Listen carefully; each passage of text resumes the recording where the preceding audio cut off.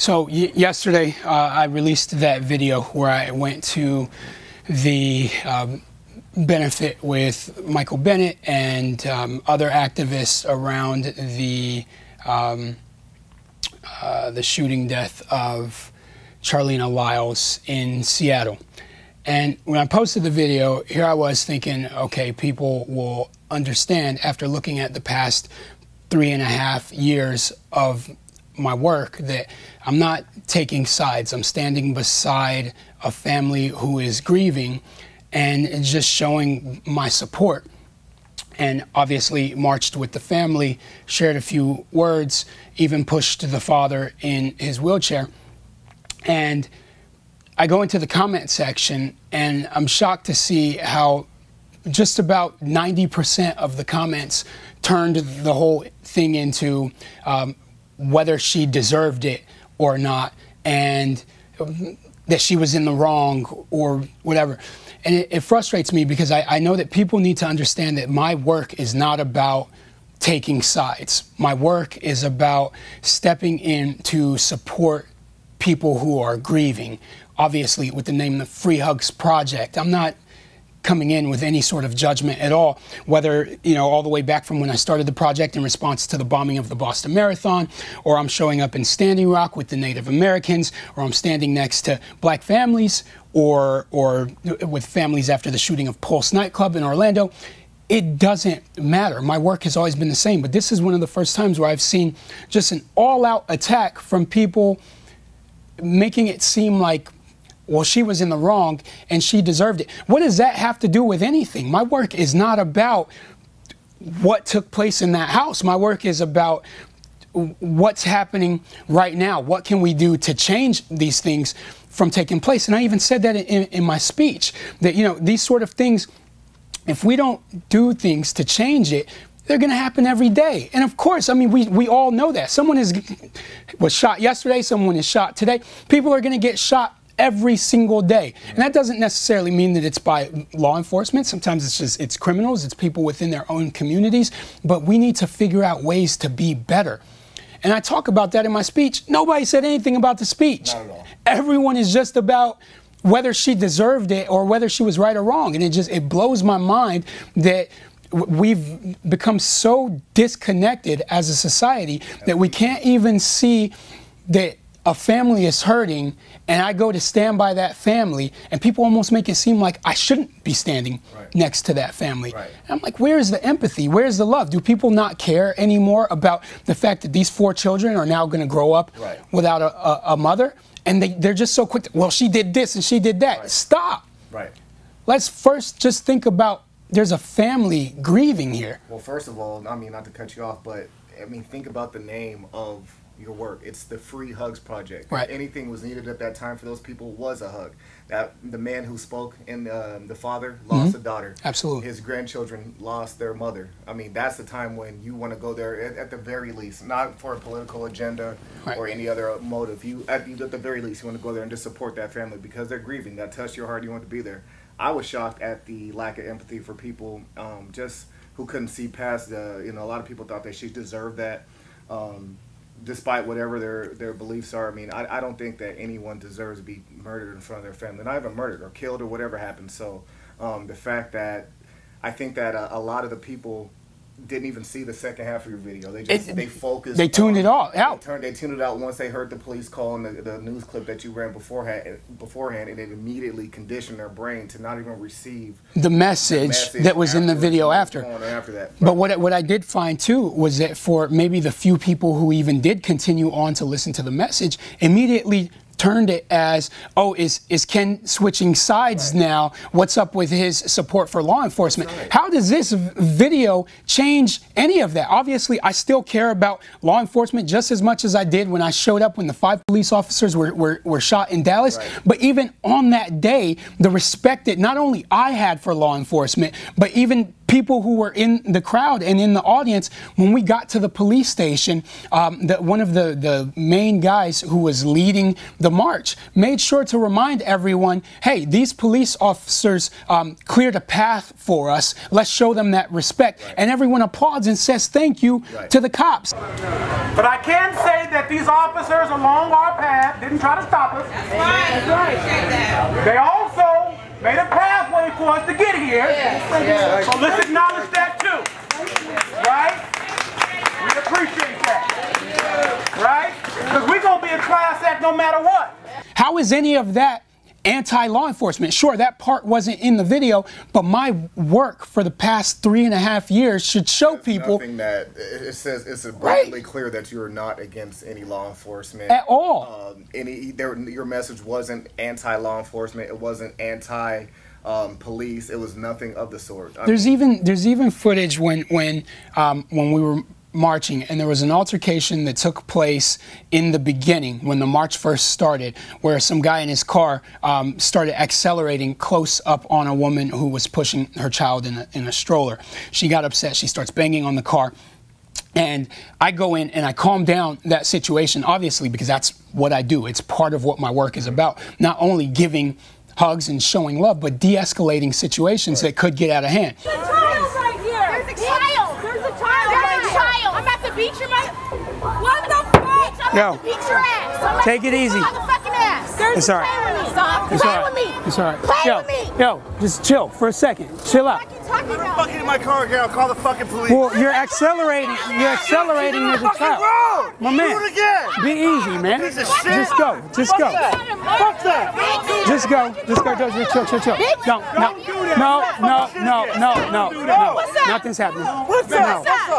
Just go. Come on. So I'm there to do that. And so shortly after, I realized, wow, we might need some a law enforcement presence to help clear the way.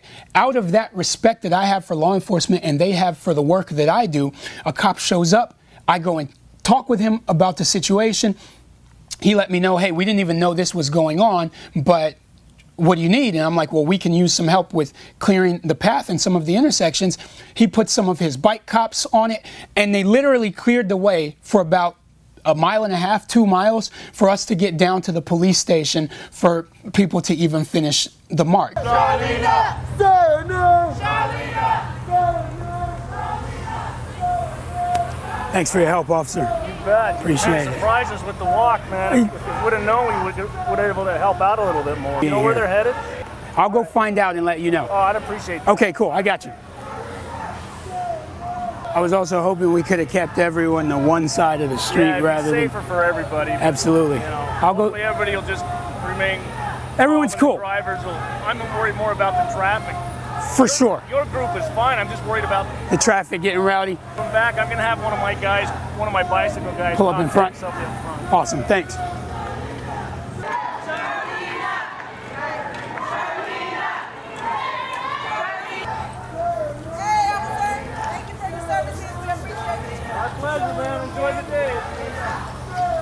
These things can only work when we're working together. Right. When law enforcement can see what's being done there and realizing they're not doing anything illegal. They're exercising their First Amendment right to be able to assemble and protest. As long as they're doing it peacefully, there's no issues there. The police officer said that in the video. He's like, I want to make sure you folks are getting out here. That's it. And being safe. And being safe. To march and do whatever you want to do, you're being safe. He obviously knew the situation. He knew why you guys were out there. It was a peaceful rally. He wasn't against you guys. I'm Grant, by the way. Ken, yeah. Ken.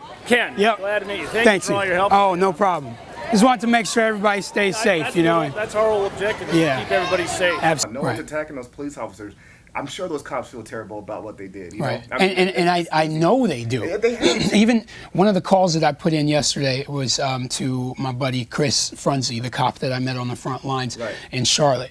And he said the exact same thing. He said that is the worst day imaginable for a police officer. There. I don't care how they feel. They have preconceived notions. Yeah. Like that. They have nobody wants to take that shot.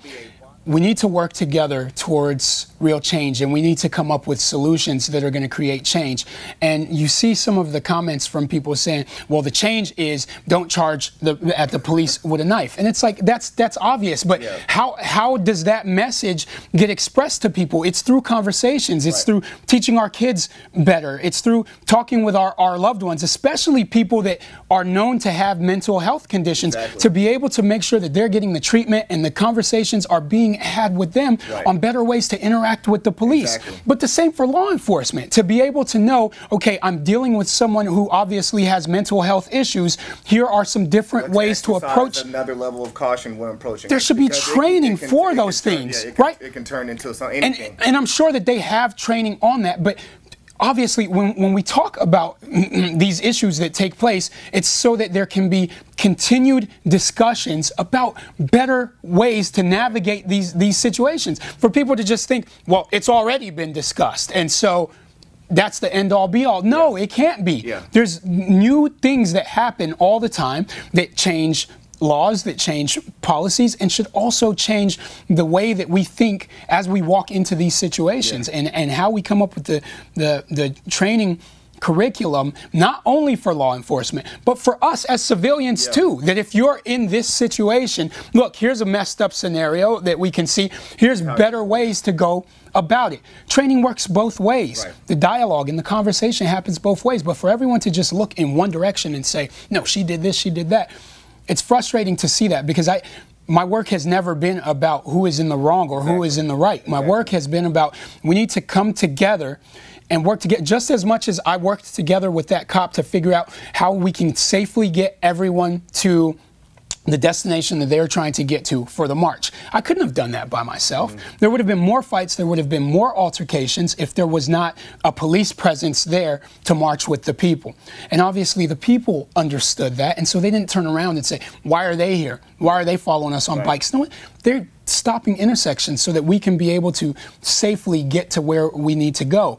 These things happen when we can work together, but people seem to think that I all of a sudden put out some video that was anti-police or saying that we shouldn't work. But even seeing the comments from people saying things like, well, how come you didn't show up when the white woman was shot in Minneapolis, or how come you didn't show up when the cop was shot in New York? And I'm like, do people not realize that I have a family that I need to be home to as well? Look, when the only way that I'm able to so easily get to a lot of these locations is when I'm traveling the country as an inspirational speaker. That is my job. So if these events, if they route well with my tour schedule, I'm able to show up at some of these places. People think that I'm just sitting around in my house waiting for something to happen. The best signal, I'm needed there, and I should just rush into that location. Obviously, I can't do that. I have a family. I have multiple children and a wife that I need to be home for. But my work requires me to travel around every week as an inspirational speaker. I'm speaking at colleges, I'm speaking at corporations about civility and how we need to figure out these problems. Right, but people somehow think, oh, he should have been there for that. If I was leaving my house for every single shooting that was taking place in the country, I would never be home. I would never be here in the office waiting for the bat signal to go off. I can't do that. I'm not a real life superhero as much as I wish I could be, but I'm not. He did this, she did that. Ken, how dare you go and stand with that family, or push the father in his wheelchair, or march with that family? Are you kidding me? I will continue to do that, because my work is about showing love to everyone. The same way it bothers people when they see me standing next to a cop, the same way it bothered some people when they see me with the Native Americans at Standing Rock, when they see me in support of the families who lost their loved ones at Pulse nightclub. There's always someone who wants to put me in a box and says you shouldn't stand with those people. And they need to understand that my work is about humanity, period. I care about human lives, period. I don't care what uniform you wear. I don't care what color your skin is. When I see that people are in need, I do my best to try to help them. I do my best to try to shed light on the situations that people are going through, so that we can figure out ways as a nation to be better. It's very unfair that they would think that, but that's unfortunately that's what we're dealing with in society, and that's where our work is. That's right. what we're trying to restore civility. That's why it's so important. It is because Absolutely. people have forgotten that. I don't know how long it took. I mean, I thought that we were better as a nation when we're together. Well, it really seems like we're getting worse as a nation, and that's why this work is so important. And you know, even the march that we're trying to put together on September 23rd in Washington D.C. to remind people how important civility is, and empathy is, and caring for one another, and being able to love one another. That is still important. It's more important today than it ever has been, because we're really being torn apart as a country, and everyone is choosing sides, and we need to figure out how to bring everyone back together to be able to engage in these conversations in a civil way. Otherwise, we become destroyed as a civilization if we can't figure out how to make it work, and it just it frustrates me, man. It's frustrating. I mean, everyone has something to bring to the table. You don't have to choose a side. If we're on one side, I don't understand why. I mean, I do understand why the things are the way they are, but it's just disheartening. But it goes to show we got a lot more work to do, man. Absolutely.